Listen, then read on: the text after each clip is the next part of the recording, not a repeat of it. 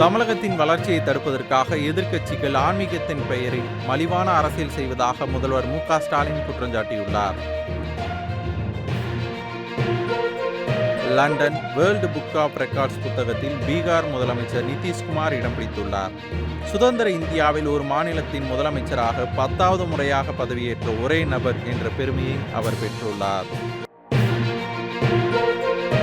சட்டமன்ற தேர்தலை முன்னிட்டு நீலகிரியில் 2 தொகுதிகளுக்கு நாம் தமிழர் கட்சி சார்பில் போட்டியிடும் 2 வேட்பாளர்களை சீமான் அறிவித்துள்ளார்.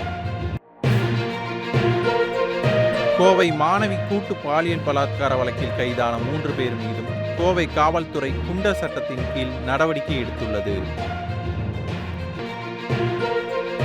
ரயில்வே விரிவாக்க திட்டங்கள் தாமதமாவதற்கு மத்திய அரசுதான் காரணம் என்று தமிழக அரசு சார்பில் அறிக்கை வெளியிடப்பட்டுள்ளது. திருப்பரங்குன்றம் மலை உச்சியில் தீபம் ஏற்றுவது குறித்து பேசிய மத்திய இணையமைச்சர் எல் முருகன், திமுக அரசு சிறுபான்மையினரை எப்போதும் திருப்திப்படுத்தும் அரசியலை நடத்துவதாக தெரிவித்துள்ளார். எதிர்வரும் தமிழக மற்றும் மேற்கு வங்க பேரவைத் தேர்தல்களில் தேசிய ஜனநாயக கூட்டணி அமோக வெற்றி பெறும் என்றும் திமுகவும் திரிணாமுல் காங்கிரசும் துடை தெரியப்படும் என்றும் அவர் குறிப்பிட்டுள்ளார்.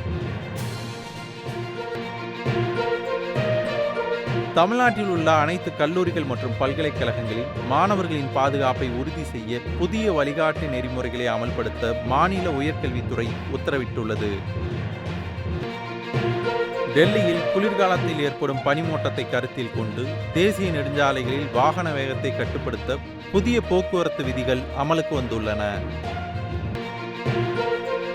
எதிர்வரும் பொதுத் தேர்தலுக்கான வியூகங்களை வகுக்க பாஜகவின் தேசிய செயற்குழு கூட்டம் அடுத்த வாரம் டெல்லியில் நடைபெற உள்ளதாக பாஜக தேசிய தலைவர் ஜே.பி. நட்டா தெரிவித்துள்ளார்.